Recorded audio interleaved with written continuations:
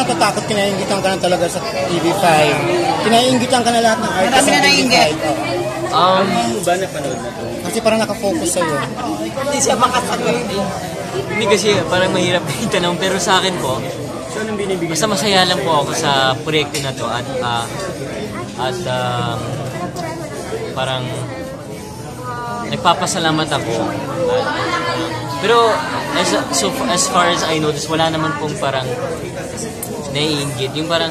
Si Vin, diba? Si Vin nagsabi na siya eh. Ay, hindi po. Actually, nag-usap na po kami. Okay na po kami. At may niluluto na proyekto para sa kanya. Just as important as big as this project para sa kanya. Naramdaman mo yung insecurity niya sa'yo? Ay, hindi naman po. Nag-usap na po kami. Ba't kayo nag-usap? At saka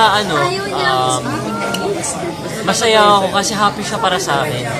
Happy siya po para sa akin. Kayo nagmano sa dad? Niyakap niya na ako. Sabi niya, bro, masaya ako na parang... Oo, opo. Sincere po siya. Wala po. Kasi simula Artist Academy, parang naging best friend ko na siya. So, hindi siya po nagka-ano. Kapag iwanan mo na daw siya ng milya-milya. Siya crocodile smile.